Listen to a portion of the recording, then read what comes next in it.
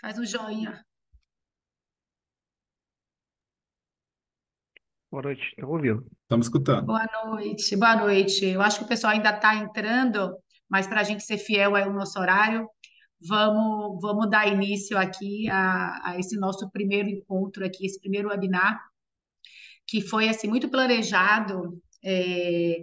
E a gente conversa muito, eu aqui, o Pele, que eu vou apresentar ele, o Rafael Pele, nosso parceiro do EBT, e sempre trazer essa preocupação e esse debate, principalmente aqui para o Nordeste, e desmistificar um pouco de inovação corporativa, né? O que é inovação corporativa? Que parece que quando a gente começa a falar aqui dentro de uma corporação, dentro de uma empresa, com algum empresário, parece que a gente está falando de ETs e ninguém sabe nada a respeito, nem para onde vai, nem para onde vem, como é que a gente consegue alcançar isso. Então, a ideia, sobretudo aqui, sim, é falar sobre como as grandes empresas estão inovando, mas mais do que isso, trazer um pouco aí para a realidade das empresas e corporações que querem começar essa jornada da inovação e não sabem como.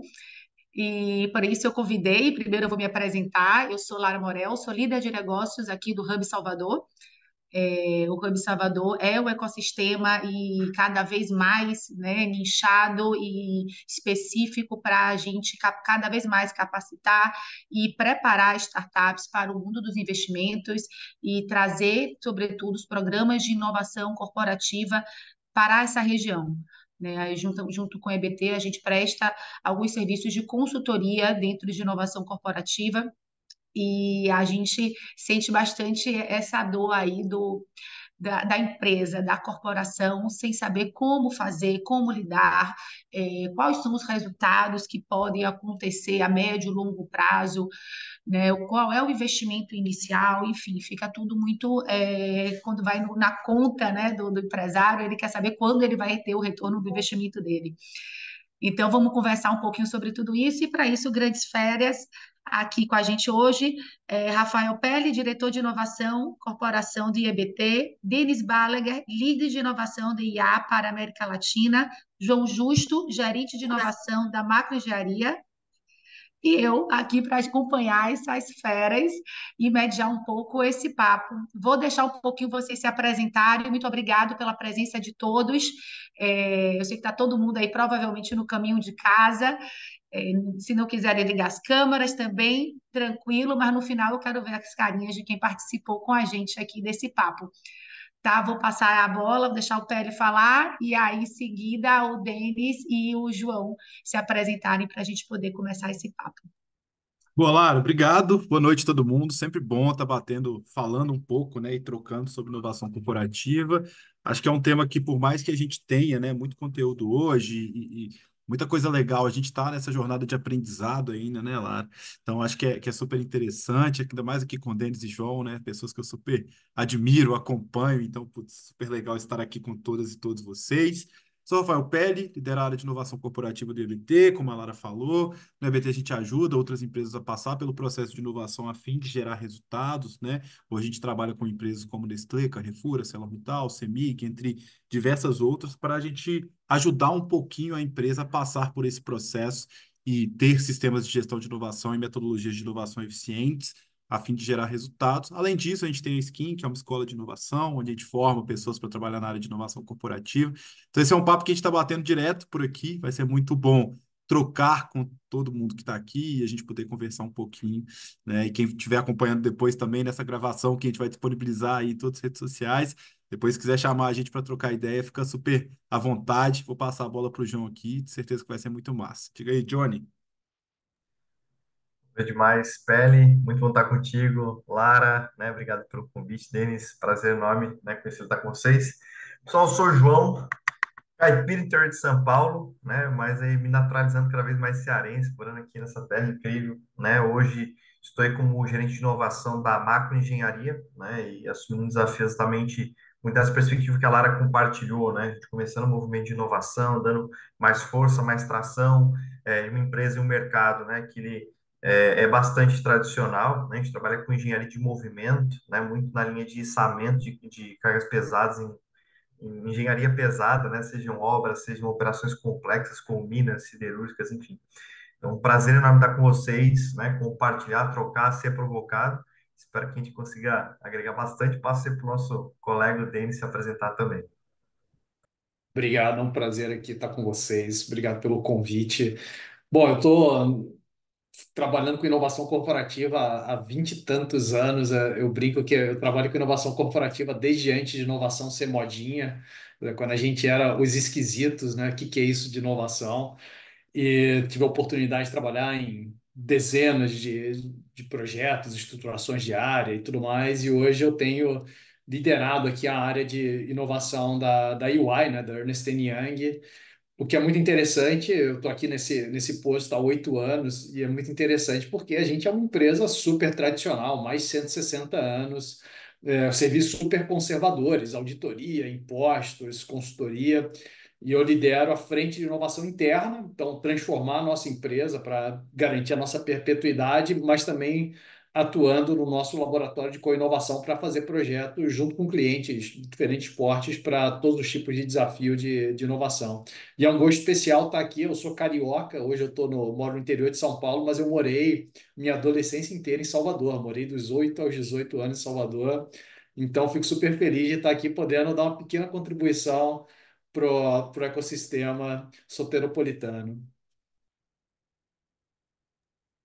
Nossa, que máximo! Aí, não, já foi baiano, já já tá de casa. Tem que vir visitar a gente aqui no Hub, viu? Quando eu estiver por essas áreas, vir visitar. A gente está aqui de casa nova. Será muito bem-vindo a gente trocar também pessoalmente. Vou até já passar a bola para você, Denis. Você veio, foi o último a se apresentar. Uma das questões que eu escuto muito quando eu estou aí conversando, apresentando programas de inovação corporativa, consultorias dentro da área, para empresas, e sim, a grande maioria das empresas que a gente tem hoje aqui no Nordeste, aí as minhas que eu tenho mais perto de mim, as soteropolitanas, são sim muito é, tradicionais, né? Então, qual seria o primeiro passo? Que eu escuto muito isso. Tá, mas qual é o primeiro passo para eu iniciar uma cultura de inovação na minha empresa? O que que eu faço? Por onde eu olho? Essa é uma pergunta muito boa, porque a inovação, por um lado, ela é tão necessária, porque o Gary Hamel é um autor que eu gosto muito. Ele fala que no mundo em constante transformação, a inovação é o único seguro contra a irrelevância. E a gente está vendo cada vez mais a transformação acelerada do ambiente de negócio em todos os níveis. Então, a inovação, ela é uma necessidade intrínseca da perpetuidade de qualquer negócio, de qualquer tamanho. Mas, ao mesmo tempo, parece uma coisa muito distante, e ainda mais nas empresas de médio porte, que estão ali preocupados em fechar o caixa no final do mês, em entregar o produto com qualidade, em atender os seus clientes, e parece que a inovação, de repente, é uma coisa muito etérea, muito distante da realidade deles. Então, a conversa que eu sempre tenho, com os executivos, com os donos de empresa, encontra um problema de negócio que você acha que a rotina, o dia a dia não vai conseguir resolver. Porque inovação não é para trabalhar nas adjacências, não é para os problemas acessórios. Inovação é para os problemas centrais da organização. Então, é um problema de entrar num mercado novo, é um problema de desenvolver uma solução nova, é um problema de fazer uma transformação cultural. Então, escolhe um problema muito desafiador que a gente sabe que não vai ser resolvido e dá esse mandato como inovação. Pega alguém que entende das metodologias, das abordagens, do modo de trabalhar de inovação e utiliza esse ferramental para resolver esse problema diferente. Então, eu gosto de começar por aí. Escolhe aquele problema mais difícil e fala, esse é o problema que a inovação vai resolver. Porque uma vez que você faz isso uma vez, você ganha muita credibilidade, demonstra como que a inovação ela tem um papel na resolução dos problemas de negócio que são críticos para a sustentação, a longo prazo. Maravilha. Pele, me conta uma coisa, também uma outra temática que sempre chega para a gente, né? Quais os recursos que aí vai bem na veia, né, dessa empresa, desse empresário? Quais os recursos necessários para iniciar e sustentar um programa de inovação dentro de uma empresa? Bom, Lara, legal demais porque Cada vez mais a gente vê algumas empresas chegando até a gente falando assim, claro que eu quero inovar, eu fui no evento, eu vi todo mundo inovando, super legal, mas eu vou colocar aqui 25% de estagiário, 0,15 de jornalista, e aí a partir E disso tudo zero de vai dar certo. atenção. Né? Não, zero de atenção, zero de participação da liderança, e a partir disso tudo vai dar certo, né? E a gente sabe, acho que o Denis falou muito legal, a inovação ela compete com a operação todo dia dentro da organização, né? Então, assim, e geralmente a operação ganha, né? No dia a dia ali, grandes empresas, quanto maior a organização, mais ela foi criada para proteger o core e para ter processos de suporte ao que ela faz de melhor de uma maneira muito clara. Quando a gente fala de inovação, muitas vezes a gente está falando de mudar, de alterar esse processo. Sendo assim, existe uma competição natural. Quem dera, né, que a gente não precisasse de pessoas, de consultorias puxando a inovação dentro das organizações, né? Puta, a empresa é tão inovadora que todo mundo já faz a inovação de uma forma tão recorrente dentro do dia a dia, que eu não preciso de alguém puxando ou de um recurso específico puxando. Mas a gente sabe que no dia a dia não é assim, né? Então, assim, a gente, dentro do IABT, né, um dos nossos produtos é ajudar médias empresas, né, médias grandes, a estruturar a área de inovação. A gente sabe, sempre dá um direcionamento que é o seguinte: primeiro, inovação é sobre estratégia, e estratégia é responsabilidade da liderança, né? Então, primeiro ponto, se a liderança não estiver envolvida, e quando eu falo envolvida, é envolvida mesmo, não é de longe falando, vai lá, faz que eu estou te vendo daqui, né? Se a liderança não estiver envolvida, é desafiador que o processo de inovação ele ocorra de maneira relevante, né? Então, acho que esse é o primeiro grande recurso, esse buy-in da liderança ali participando e vivendo o dia a dia de inovação. Segundo, é recurso efetivamente. Então, puta, né? Acho que o João vai dar exemplos lá do time deles, como é que funciona na macro, de outras experiências, mas são pessoas que têm essa responsabilidade de puxar a inovação. Tem algumas empresas que começam, sim, com várias pessoas puxando um pouquinho, mas a gente sugere, né, fortemente estruturas que centralizem e descentralizem esse processo para que a inovação possa ter um dono, né? Senão fica ali o negócio muito solto e aí acaba que não acontece, né? Terceira, cultura, e eu acho que a gente vai falar muito disso, mas talvez o maior desafio. E quarto é metodologia, né? Então, assim, eu vou sair de recursos aqui, vou espalhar para os outros ambientes lá, mas eu acho que, assim, para começar, né, acho que primeiramente, né, a gente ter pessoas olhando para isso, alocadas com essa função inovação. Eu tenho a função marketing, tenho a função RH, tenho a função inovação dentro da organização, então, legal. E muitas empresas evoluem para um time de inovação, propriamente dito. E segundo, eu entendo que sim, ter recursos para desenvolvimento de projetos, né? Assim, apesar que hoje existe fomento, existe toda uma cadeia, né? Mas nós mesmos, né, Lara? A gente estava conversando com uma empresa, ela falou assim: eu quero muito fazer inovação, mas eu não quero gastar R$ 1. Fala assim, cara, talvez o Denis até saiba, aí, mas desses 20 e tantos anos de experiência, mas eu nunca vi, sabe? É muito difícil, né? Tem que ter investimento, tem que ter recurso. Então é um pouco nessa linha, sabe? É isso. João, quero saber de você aí. Você chegou aí, tá? Você me falou que está aí começando também uma jornada de inovação dentro da Macro. E aí eu vou perguntar a você o que que a Macro está fazendo, o que que as grandes empresas estão fazendo. Eu sei que você está aí estudando muito essa área. Estão fazendo, integrando, né, inovação em suas estratégias de negócio. Titular, acho que assim, os pontos, né, do Denis, do Pele, muito relevantes e importantes, e eles combinam muito na questão da execução, né? E, por exemplo, eu entrei na Macro em janeiro, né? A Macro ela começou um movimento de inovação aí por volta de junho do ano passado, né? Começou com alguns recursos internos, enfim, experimentando, né? Acho que isso é um passo muito grande quando a corporação ela se permite experimentar, né? Acho que mesmo certo ou errado, claro, depende muito da curva de aprendizado que ela quer ter, né? Se ela quer acelerar esse processo, entra muito questão da consultoria, enfim, né? E aí nessa jornada, né? Nesses 3 meses aí que eu venho apoiando nessa evolução, nosso grande foco, né? Vem sendo questão estratégica. Então, o primeiro mês, né? Foi dentro da nossa governança, do nosso comitê, definir drivers estratégicos de negócio, né? Primeiro porque foco, né? Se a gente começa inovação sem saber porque está inovando, já está errado, né? Assim, vou experimentar várias coisas aqui.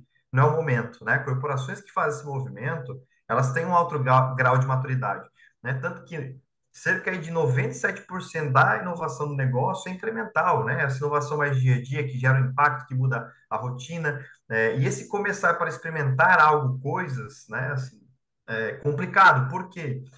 Olhando para estruturas complexas e grandes corporações, seja médias ou grandes, né, que a gente está falando até mesmo a pequenas, enfim, que tentem, a inovação tem que fazer sentido. E se eu começo a fazer um monte de coisa sem sentido nenhum com o meu negócio, daí não me preocupo em até aculturar as pessoas nesse aspecto, é caótico, né? Assim, se num ambiente já difícil, macroeconômico que a gente está passando é difícil, né? Então, eu acho que um primeiro ponto que a gente trabalhou muito forte é isso, estratégia de foco, né? E drivers bem definidos, não quer dizer que eu tenho que ter uma estratégia super sofisticada, mas, né, o básico bem feito, que de direcionamento te ajuda muito. A partir desse direcionamento dessa estratégia, o que a gente começou a fazer? Revisar tudo que estava sendo feito, né? Eu costumo brincar como entrei, né? A gente, vamos manter aqui o nosso paciente vivo, não vamos tentar fazer nenhum procedimento, vamos fazer, né, um exame, vamos tentar entender. Então, dentro disso, aí eu começo a atuar de fato, né? Então, coisas que de repente tem que descontinuar, coisas que eu tenho que estruturar, e principalmente, acho que a visão inicial de inovação é a gente, como se fosse construir uma casa. A gente tem que começar pelo alicerce. Né? Se eu tentar subir paredes, enfim, eu não tenho uma estrutura sólida que vai sustentar aquilo. Então, eu vou criando estruturas que me sustentem ao mesmo tempo que eu vou, né, fazendo um papel de arquiteto. Né? Como o Pele falou, assim, inovação é algo talvez que eu diria estranho, né? Porque, assim, por que uma pessoa de inovação estuda? De repente você vai ver que é tanta coisa, né? Assim, que, mas, né, fazer uma analogia que é o arquiteto, é isso, né? Assim, eu vou construindo, mostrando e dando solidez para as pessoas, né, irem entendendo o que está acontecendo, né? Então, por exemplo, na sexta-feira passada, né, a gente teve um momento dentro de uma jornada que tem, nossa, que é o benchmark de alinhamento entre as altas gestões, foi exatamente a gente mostrar como é essa estratégia, o que essa estratégia está olhando, para quê? Né? Quando alguém vem procurar inovação, eu vou ter que dizer não. Se tem o foco, tem estratégia, eu vou ter que dizer não. Não tem que dizer que elas... Ao mesmo tempo que, de repente, aquele input me gera um ponto de reflexão e eu vou discutir sobre. Então, lá a gente vem muito nesse movimento agora, né? A gente começou criando estratégia, a gente começou, né, dando stop em algumas coisas e avançando com outras, e agora a gente começa a abrir algumas frentes de programas, né? Tanto que a gente começou com um programa de ideias, para quê? Eu ser um ponto de conexão com as áreas e um ponto de escuta, né? De forma estruturada, e não um programa de intra, né? Que tem diferenças, mas a gente faz um programa de ideias porque eu começo a dar voz e força para os meus gerentes, para os meus gestores com os times deles. Então, a inovação começa a escutar as pessoas dentro de drivers que eu tenho definidos, né? Então, assim, não quer dizer que eu não quero ouvir tua ideia, né? É como diria Ford, né? Não quer, você pode ter um carro de qualquer cor, desde que ele seja preto. Então, a gente está um pouquinho nesse momento ainda.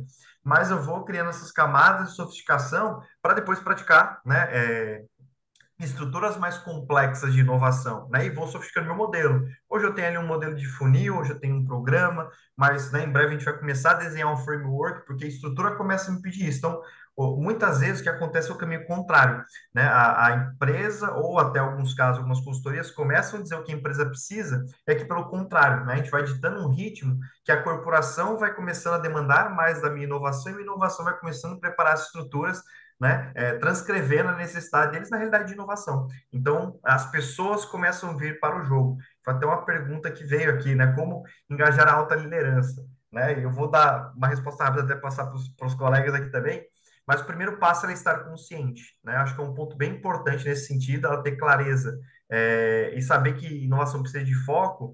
E um grande outro ponto que eu venho compartilhando muito, isso é uma percepção pessoal minha, mas falta muito no Brasil, principalmente nível executivo, pessoas que tenham letramento em inovação. Não quer dizer que os nossos executivos são despreparados, não estou dizendo isso. São pessoas muito capacitadas dentro da área de atuação deles. Mas quando a gente fala de inovação, talvez falta algumas pessoas com esse conhecimento para estarem dividindo nessa pauta em nível mais alto e exatamente entender que esse movimento é gradativo. Né? Eu estou lá talvez entregando zero resultado agora, mas quando eu começar a entregar, né, os resultados eles vão sendo fortes, eles vão tendo uma robustez, eles têm uma tese, até que eles irem exponenciais eu consiga, né, sofisticar ainda mais o meu modelo.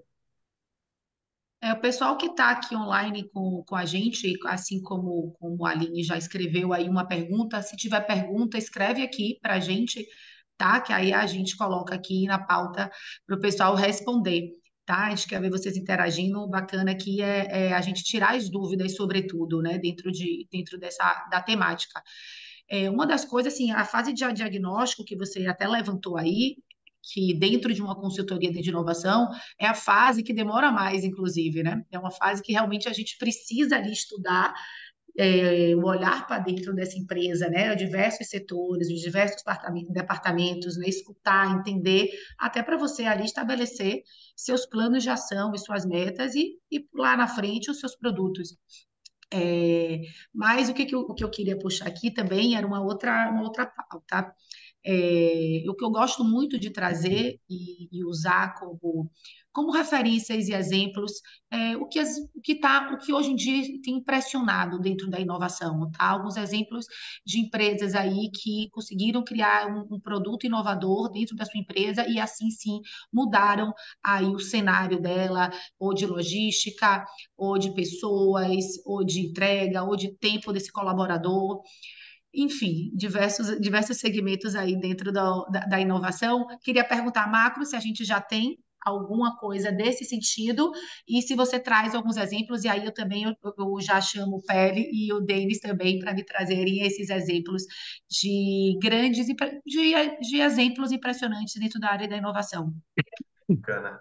Lara, nesse aspecto, né, a gente já tem aí um ensaio acontecendo, né, a gente vem praticando algumas questões, como eu falei, dentro do que a gente consegue ter de dados estruturados, né, a gente precisa muito de dados hoje para a gente conseguir mostrar, mas eu tenho, né, alguns clientes que a gente vem trazendo uma plataforma para eles para a gente otimizar a gestão sobre as nossas frotas. Então, eu começo, além de, né, eu conseguir enxergar as minhas frotas e ter parâmetros e dados para fazer essa gestão, eu venho extrapolando, levando isso para o meu cliente.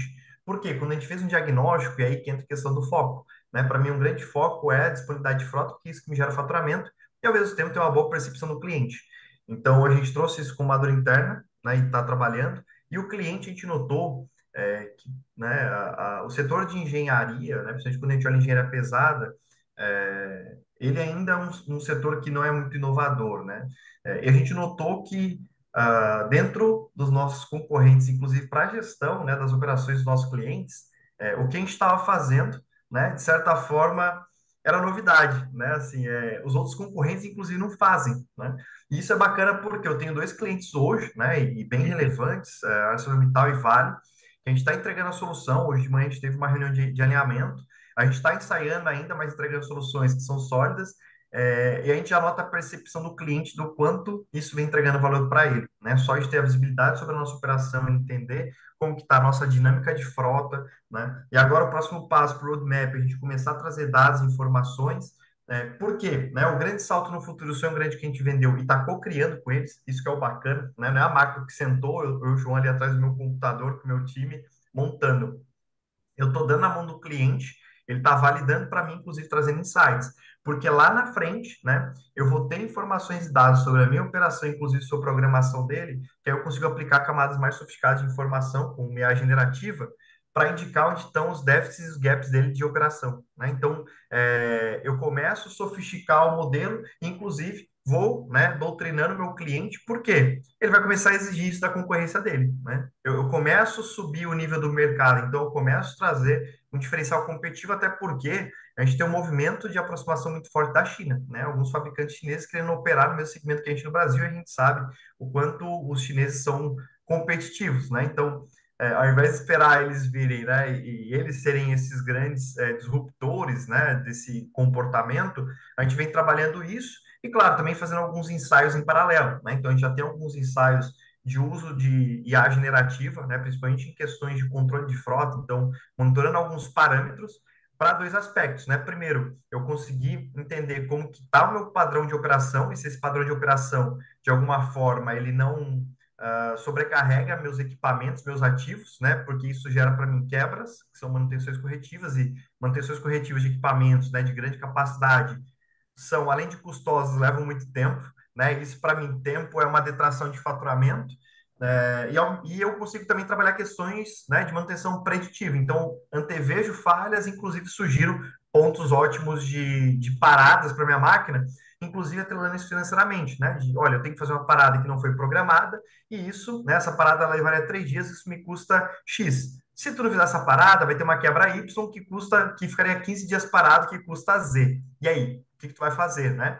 Porque hoje, né, nosso time, a gente tem aí um pool de cerca de 460 frotas, vem crescendo o número de frotas, e para eu trazer isso para o meu time de engenharia de PCM, fazer essa análise, né, com o que a gente tem de ferramenta é complicado. Então, a gente vem trabalhando, sofisticando, né, essas camadas. Então, trabalhando, né, algo que parece só mais simples se eu compartilhar com vocês como mercado, mas para o nosso segmento é disruptivo, né, ele acaba sendo aí, né, algo fora da curva, e ao mesmo tempo começo a preparar a estrutura de futuro, que aí sim eu consigo inverter essa chave, fazer um movimento mais sofisticado dentro da concorrência e começar a estabelecer um novo padrão de mercado. Porque para mim é positivo, né, com algumas empresas a gente tem contratos de longo prazo, então contratos de 5, 6 anos, e aí quando eles forem, né, cogitar talvez uma troca enfim, de empresa concorrente, o nível de serviço que a gente entrega é muito acima dos outros, porque no fim, se eu focar só em alocação de ativo e equipamento, estou falando de commodity, né? Se hoje o PL conseguir acessar uma linha de crédito, comprar 3 guindastes, ele consegue concorrer comigo, né? Porque ele vai alocar guindaste também.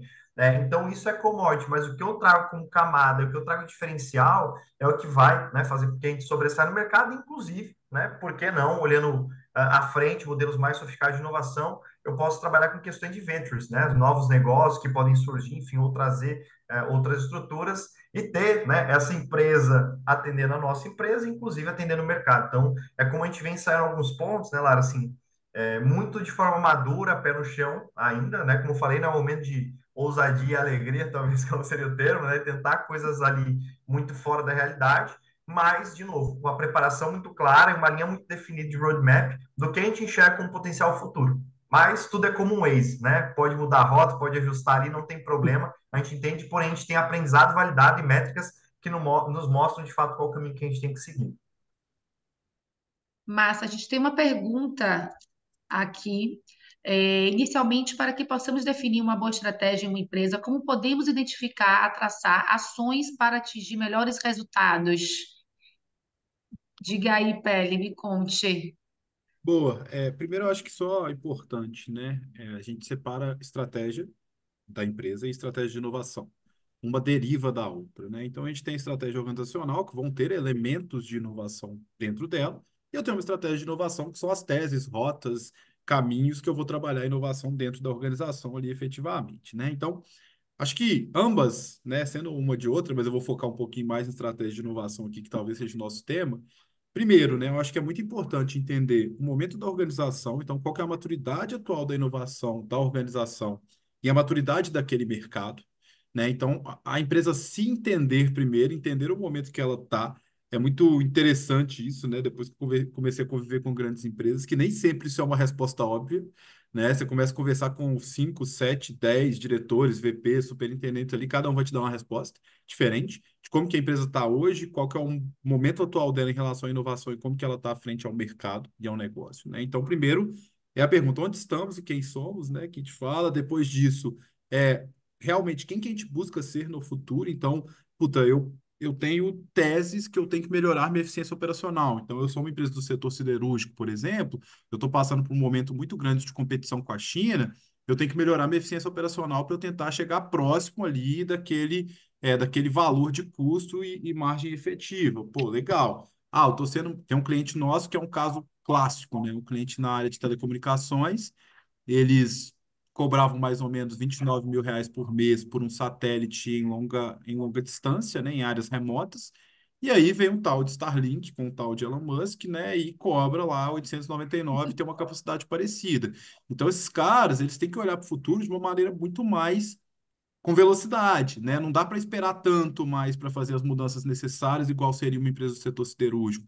Então, assim, é muito importante entender onde que a gente quer ir, aí a gente fala muito de traçar rotas estratégicas, então, quais são as mudanças mais relevantes que a gente tem que fazer na organização? Putz, a transformação digital, implementação de sustentabilidade, vou falar três aqui que são genéricos, que aparecem em várias estratégias. Transformação digital, sustentabilidade e eficiência dos ativos. Pô, legal, beleza, eu vou trabalhar essas três linhas disso, né? Então eu já sei onde eu tô, já sei onde eu quero chegar, eu desdobro um roadmap, né? Um planejamento de projetos e objetivos e resultados para que eu consiga alcançar, né? E tenha um portfólio efetivo dentro da inovação. Então, começa muito com uma reflexão, e é muito difícil, tá? Acho que foi a Teresa que perguntou, é muito difícil hoje parar uma diretoria de uma grande organização para fazer toda essa reflexão, mas tem que ser a diretoria, tem que ser a liderança, né? Quem que vai falar sobre o futuro da empresa se não for? A gente fala muito que estratégia passa por um problema, de uma coisa que eu não faço ainda, de uma coisa que eu poderia ter feito, estar fazendo melhor. E a partir desse problema, né, eu evoluo buscando rotas, soluções e teses efetivas para que eu possa transformar a organização, né? Tem um caso muito legal que é da Gerdau no Brasil, que eles têm uma das teses, né? Um dos objetivos é que até 2030, 25% dos negócios da Gerdau tem que vir de coisas que não são aço. Olha, né, assim, olha o quanto, né, que é uma mensagem para toda a empresa essa meta dentro de um planejamento de Uhum. precisamos inovar, precisamos fazer diferente, do jeito que a gente chegou até aqui não vai ser o que vai levar para a gente do futuro. Então, esse direcionamento estratégico é o que vai mostrar para o João lá se ele vai ter que fazer inovações mais incrementais de dia a dia, ou se ele vai ter que fazer novos negócios, ou se ele vai ter que buscar novas receitas, ir para coisas mais disruptivas. A estratégia ela vai direcionar um pouquinho de todos esses passos, lá. Não, muito bom, gente. E essa questão de envolver, né, a equipe é maravilhoso, porque daí começa a construção da cultura. Não é? Sem isso aí a gente não vai para lugar nenhum, que a gente precisa do engajamento, qualquer corporação para inovar, acho que o primeiro passo é esse, é o engajamento de todos os departamentos, a fim de buscar essa melhoria, né? E aí eu quero agora, vou beber na fonte do Denis aí, que ele falou que ele chegou aqui, era tudo mato. Mais ou Eu menos quero que isso. eu quero que ele divida aí com a gente aí um pouquinho de tudo que a gente falou. Ele estava só observando, estava vendo ele assim, ó, olhando aí. E que traga também aí as suas percepções sobre o mercado, é, como estamos no Nordeste também, frente aí aos outros estados, como o Sudeste, por exemplo.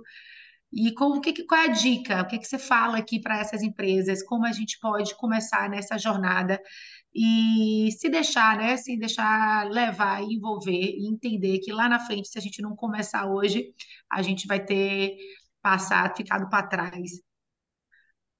Bacana. Eu acho que a gente tem vários elementos aqui nas respostas anteriores e tem a ver, para mim, tem muito conectado com a pergunta que você fez antes, Lara, do o que que eu tenho visto de novo, né, no tema. E Uhum. é interessante porque a inovação, e aí, novamente, voltando um pouco no histórico, a gente olha 20 anos atrás ou 15 anos atrás, inovação era um tema que estava muito cilado em algumas áreas. Você tinha a área de pesquisa e desenvolvimento, você tinha a área de produtos, você tinha a área de marketing, você tinha o pessoal de melhoria contínua na produção, e não tinha uma visão sistêmica. E de um pouco mais 5 anos para cá, eu acho que a maioria das empresas evoluiu para ter uma visão sistêmica no ponto que o Perry estava mencionando, de você entender quais são os desafios que você quer que dá o mandato para a área de inovação fazer, que é um pouco da resposta que eu tinha dado antes, mas mais do que isso, como é que essas coisas se conectam como uma estratégia de inovação. E aí, uma vez que você sabe quais mandatos de inovação, qual a sua estratégia, quais são suas teses,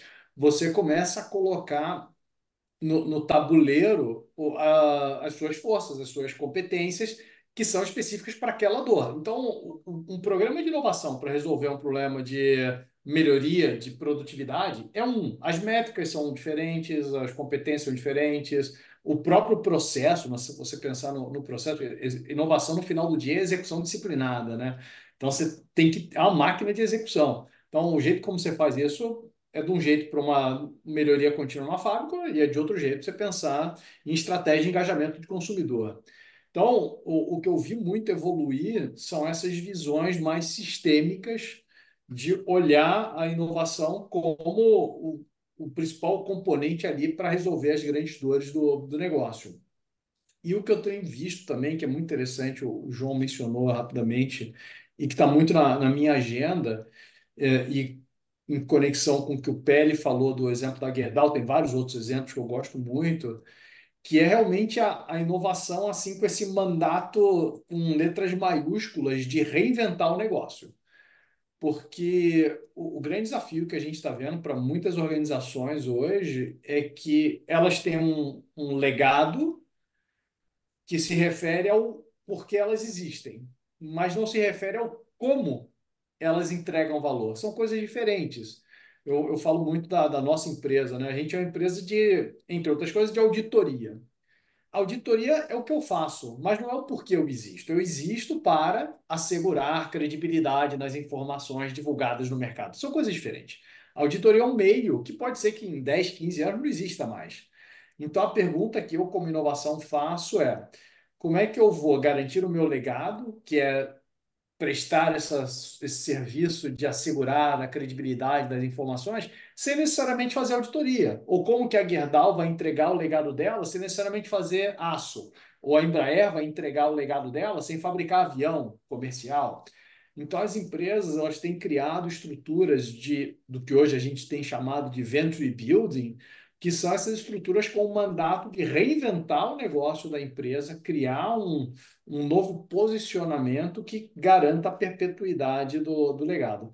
E esse, particularmente, tem sido um dos meus desafios aqui na UI. A gente tem um programa de Venture Building, que a gente já está no nosso quinto batch de aceleração, realmente criando negócios novos, e a gente conectou até para brincar um pouco quando a gente fala de sistema, né, conectou teses diferentes. Então, a gente tem uma tese, que é essa tese de reinvenção através da construção de novos negócios, mas a gente também tem uma outra dor, que é não só criar novos empreendimentos, mas criar novos empreendedores.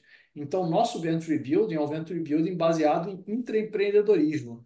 Então, ao longo do processo de aceleração, a gente não só está criando as startups, que no futuro podem comer o nosso almoço, né? Mas a gente está criando elas dentro de casa, mas a gente está fazendo isso através do desenvolvimento de pessoas internas à organização que estão ganhando essas competências de empreendedorismo, tecnologia, inovação, até porque elas são futuros líderes, né? E alguém tinha mencionado aqui a necessidade da gente ter líderes com letramento de inovação. Então, nosso programa, através dessa jornada de construção de novos negócios, a gente também está construindo esse letramento e a cultura de inovação na organização como um todo.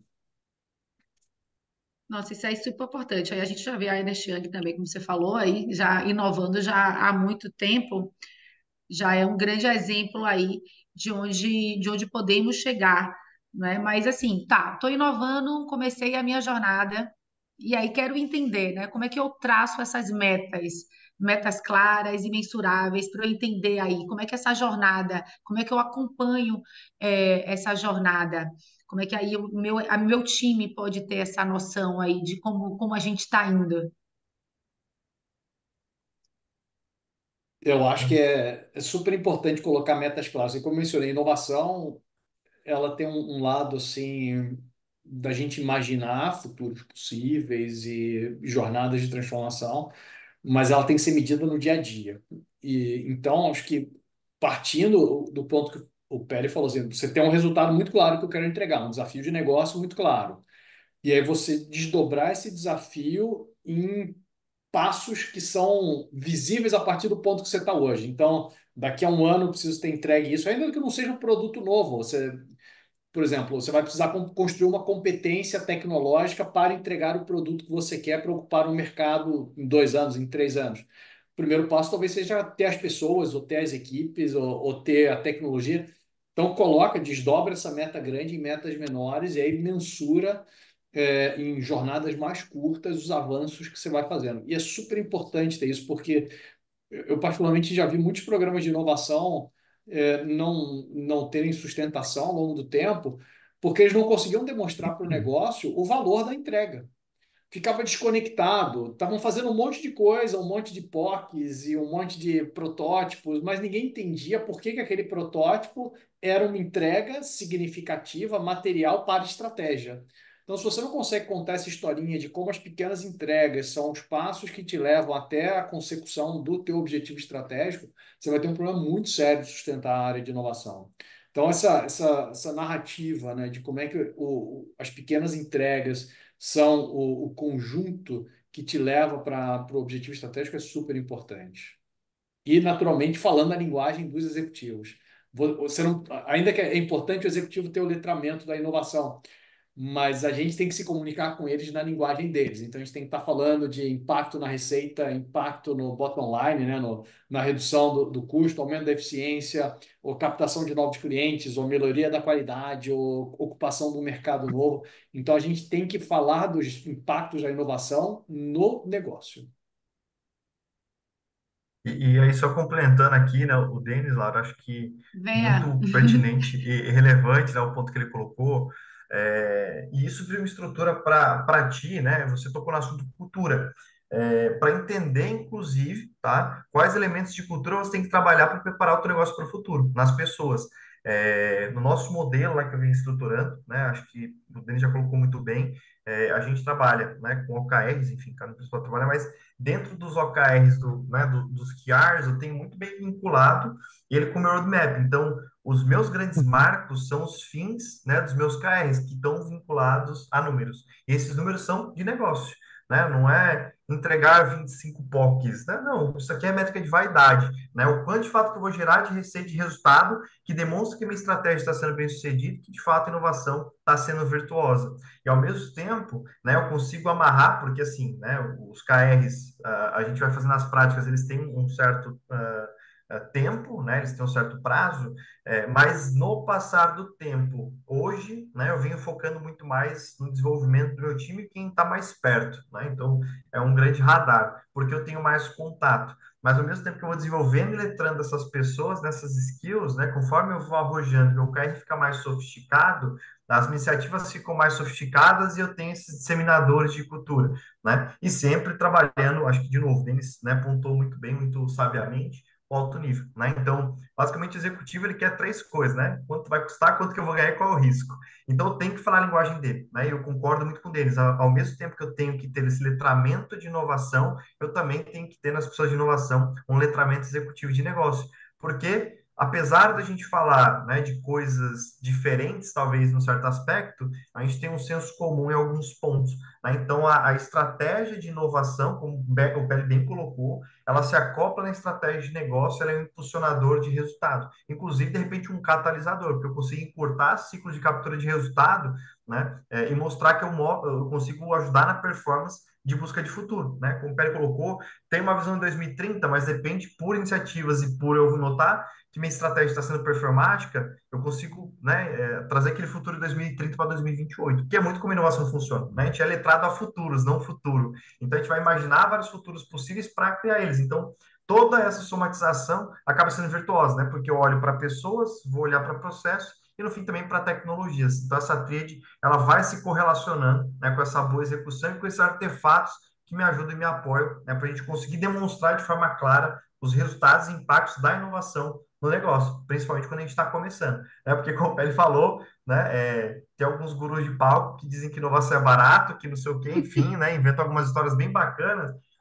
Infelizmente, esses gurus geralmente falam em palcos que o teu CEO não tá. O teu CEO chega para ti, ele olha no teu olho e fala assim, meu amigo, né, tem uma ideia assim, assim, assado, fala assim, não, show, né, bacana, a gente vai levar um tempo X, Y, não, fala, cara, eu fui num palco lá, o cara fala que eles têm uma ideia de manhã, no fim do dia já tem um MVP. Aí tu vira e diz assim, não, tranquilo, né, eles são uma empresa de software, a gente é uma empresa de engenharia de içamento, né, quantas pessoas até aqui, então assim, né, tem esses pontos, e a gente tem que fazer isso, né, não é por mal, acho que, enfim, as pessoas, elas têm as convicções delas, mas a gente tem que também trabalhar com um ponto de aculturação, então, tudo é uma grande somatização, né? Eu acho que, assim, o Denis, de novo, muito sábio nas colocações dele e conecta muito bem, né, com os pontos que o Pele também tinha abordado nesse sentido.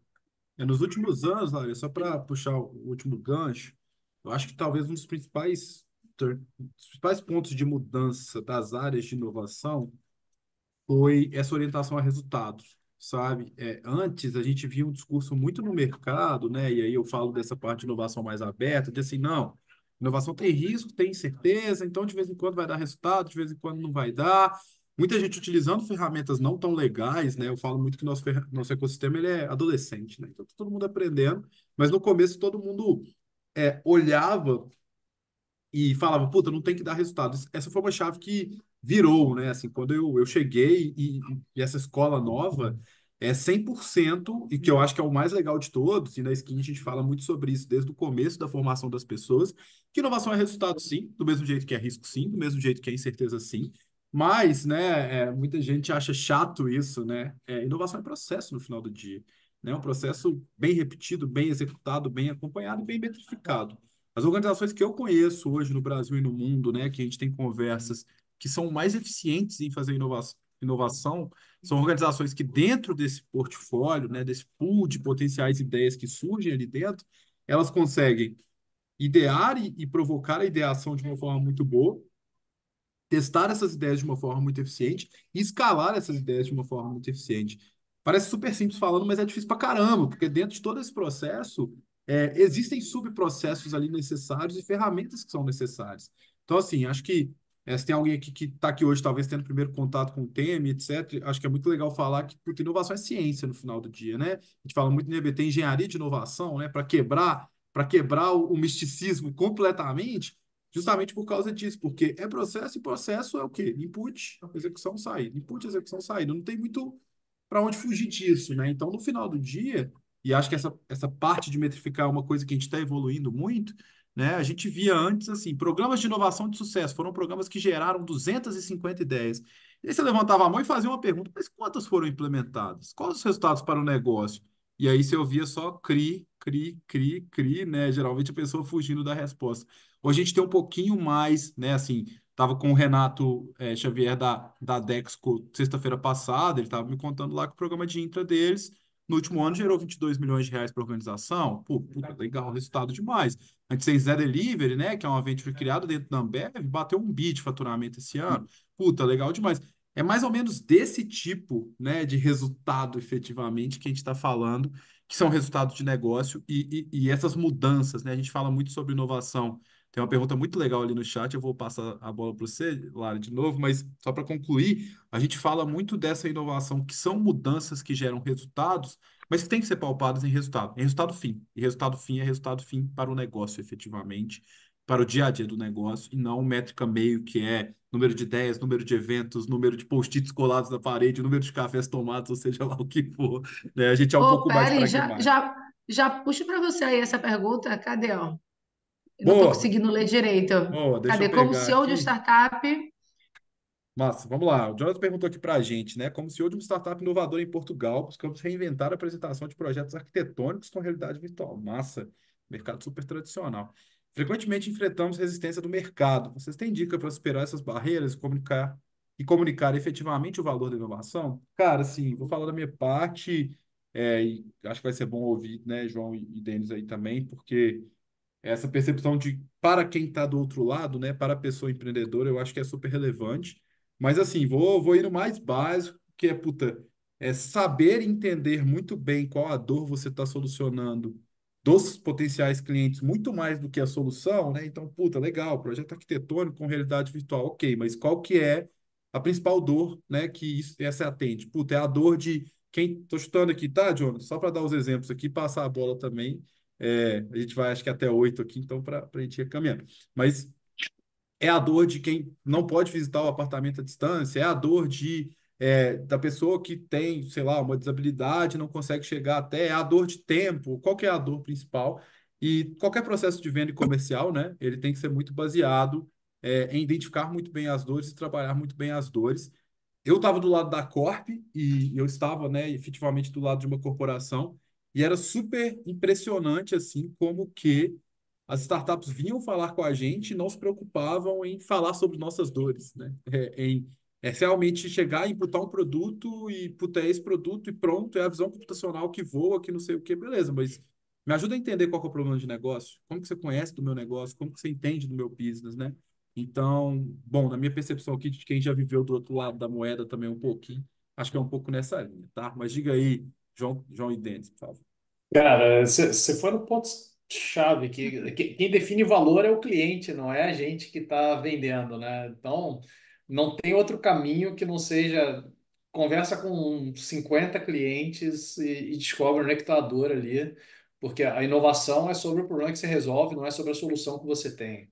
Acho que esse é um caminho assim de descoberta mesmo, por isso que a gente muitas vezes fala da jornada de descoberta, né? O Product Discovery, porque a gente entra com mais pergunta do que resposta, não tem muito outro jeito.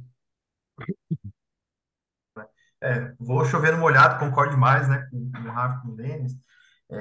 E é bem isso, porque valor, né, assim, é um ponto imperceptível, assim, talvez ele é intangível, né, assim, é muito individual de cada um, né, a percepção de valor.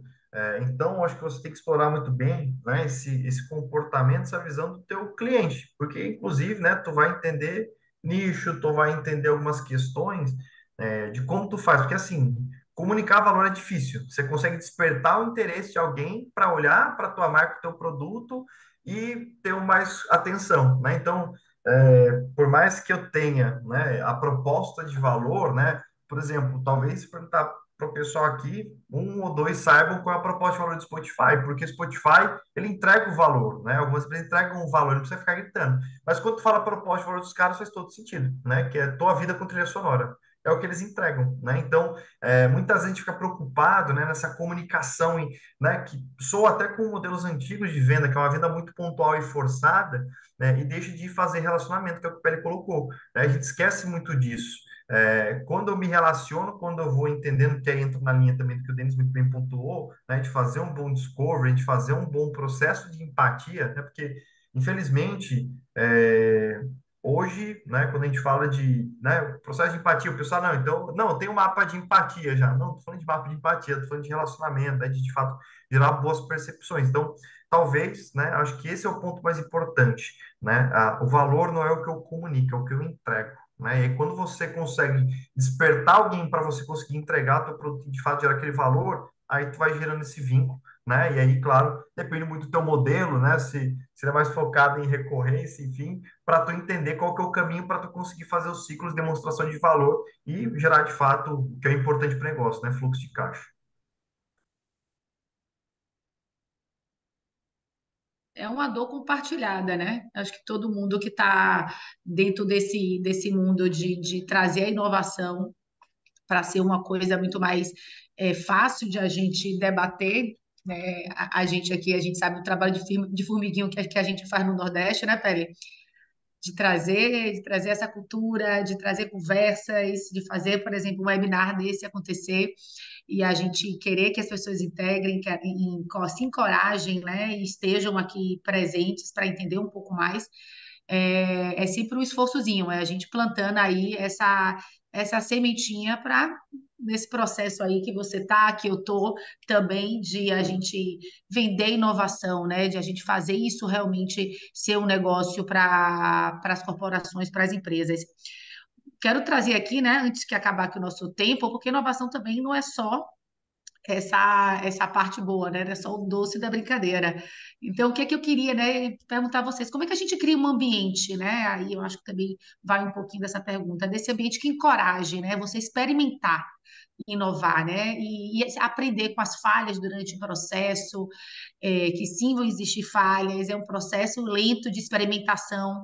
Então, como a gente encorajar também essa empresa a correr esse risco, né? Que muitas vezes a gente também não pode passar para ela com qual vai ser esse risco. Então, como a gente encoraja? Pô, Joãozinho, você que tá aí dentro, cara, vivendo isso no dia a dia. Conversar? Vamos lá. Desafio bom. Bom, primeiro, assim, a gente tem que observar muito bem o comportamento do negócio, né? Porque o comportamento do negócio é muito vinculado ao comportamento das pessoas. Existem dinâmicas e dinâmicas, né? Por exemplo, a Macro é uma empresa de 47 anos, né? De um único CNPJ que tem, sim, com razão, um orgulho muito grande, né? Desde a sua fundação, uma empresa familiar, e ela tem uma dinâmica organizacional. E eu preciso observar essa dinâmica porque ela vai indicar para mim, de repente, os pontos que eu tenho que colocar mais energia para conseguir atuar. No nosso caso, eu tenho uma empresa de 1.500 colaboradores, né, que está começando uma inovação. Se eu pegar dos 1.500, né, muito provavelmente ali, cerca de mais de 1.300 são pessoas, né, que estão no nível operacional, né, são nossos operadores de guindaste, sinaleiros, enfim, pessoas que estão numa dinâmica que é super complexa. É um cara que, assim, ele não tem muito tempo para parar para pensar, porque ele tem que estar focado no que ele está fazendo, né? Porque, de repente, um erro dele pode significar uma vida, enfim. Então, a gente tem padrões muito altos de segurança, e aí, ao mesmo tempo que eu tenho, né, as minhas gestões, eu tenho nossa média de gestão, a gente tem nossa alta gestão, a gente tem, né, nossa gestão mais operacional. É, e aí, como, né, eu consigo fazer essas pessoas terem tempo para respirar e pensar? Então, o primeiro ponto, né, e que a gente vem trabalhando é focando nas gestões. Por quê? Numa empresa muito tradicional, que a gente tem um nível operacional muito alto, geralmente a gestão é o ponto de referência das pessoas, né? Se hoje eu sou um operador e eu quero, de repente, virar um supervisor, eu vou observar o comportamento do meu supervisor e vou espelhar aquele comportamento, né? O supervisor que quer virar um coordenador, ele vai procurar referência. Então, a referência, de repente, é um coordenador que está próximo dele. Um coordenador que quer virar um gerente, ele vai procurar o gerente que está próximo dele. O gerente que quer virar um diretor. Então, como esse movimento, né, ele é bottom-up, o que eu faço? A cultura e o que eu quero fazer acontecer top-down, que é o ideal, né? Porque eu vou replicando e esse comportamento sendo disseminado, as boas práticas, vão chegar na operação. Porque hoje, para me comunicar com essas pessoas, né, é um processo muito complexo, difícil, né? Porque a estrutura nossa ainda é enxuta de inovação, né? A gente vem, sim, conseguindo expandir, mas, né, hoje somos eu e o analista, e a gente está aqui para fazer um ajuste de estrutura, claro, contando com o apoio das nossas áreas, mas a dinâmica organizacional vai contar muito como você consegue fazer a disseminação das boas práticas, de fato, dessa nova cultura que você quer fazer. E principalmente criar os meios. Então, por exemplo, nosso programa de ideias, né, tem um pouquinho na linha aqui do que a Aline perguntou, quem submete as ideias para nós, né? Inicialmente como um piloto e por questões de volume e controle, né? Porque, de novo, a gente tem que trabalhar com inovação também, né? Não dá para chegar em todo mundo. Quem submete as ideias hoje são os gerentes. Então, os gerentes têm que conversar com os times deles, sejam coordenadores, supervisores e o time operacional, para eles fazerem esses plus e trazerem as ideias. E, inclusive, se eles não trazem as ideias, a gente vai começar a provocá-los. E aí entra um ponto que o Pérez comentou muito bem. Tem métricas meio que às vezes são importantes para você fazer o desconforto, né? De eu tenho de repente pontos mapeados que não submeteram nenhuma ideia, claro, de novo, né? Acho que a nossa North Star métrica ela vai variando com o tempo. Para conseguir fazer essa disseminação em cultura, e de repente as pessoas que não tinham tempo, poxa, né, 30 minutinhos aí, eles fazem um papo com o supervisor para ter um pool de ideias, trazer algumas ideias ou oportunidades para a gente, e aí entra, claro, o papel também da inovação, né, da gente ajudar eles a empacotar essas ideias, de ajudar a viabilizar essas ideias, de ajudar a implementar e eles gerarem o resultado, né? E a gente está junto ali aplaudindo o resultado que eles ajudaram, que eles geraram com o nosso apoio, né? De novo, inovação, ela vai funcionando muito com o meio, né? A gente tem que fazer esse movimento de disseminação para, né? Claro, modelos mais sofisticados e ideais. O negócio é inovador, não é uma área que faz inovação, né? Cada uma das pessoas faz inovação, existe uma área que facilita, articula esse movimento. Então, hoje como a gente vem praticando, né? A gente começou por essa estrutura, porque é a forma mais fácil de fazer a disseminação, né, da nossa mensagem e claro, né, com o passar do tempo entrando outras estruturas, né, de a linha de fazer de fato treinamentos, a gente trazer conteúdos, enfim. Mas no primeiro momento é despertar, né, aquela sensação de existe algo novo, existe um ambiente que eu posso me abrir e compartilhar. Então é como a gente vem praticando, né, e fazendo ali. E de novo, não quer dizer que está certo. Pode ser que no final a gente erre, mas, né, com o erro a gente traz aprendizado, sofistica o nosso modelo e vai para próximo, na próxima tese, próxima hipótese, porque inovação é tudo uma grande hipótese que a gente ou aprende ou a gente acerta. Nunca tem a falha, né? A falha ou é aprendizado ou um acerto que vai levar o negócio adiante para a gente melhorar nosso modelo. Mas É isso. Fale aí, Denis. Vamos lá. Quero Não, ouvir acho você. que o João tocou nos pontos importantes, assim, eu sempre digo, cultura se muda com duas alavancas, exemplo e incentivos. Então, se você quer uma cultura de inovação, a inovação ela é sempre bottom-up, né? As pessoas que estão na ponta têm ideias super importantes, mas ela só vai ser bottom-up se ela primeiro for top-down. Esse espaço tem que ser criado e tem que ser validado pelo exemplo da liderança. Então, exemplo da liderança fundamental, skin in the game da liderança fundamental, mas ao mesmo tempo incentivos. Se você punir uma pessoa porque ela investiu uma parte do tempo para pensar numa solução nova, porque ela se engajou num treinamento, ou porque você vai punir uma pessoa que experimentou alguma coisa dentro do ambiente controlado, num programa que tem esse escopo específico, você não vai ter um espaço para inovação. Você fala, putz, para de pensar em bobagem, foca no trabalho, você não vai ter inovação.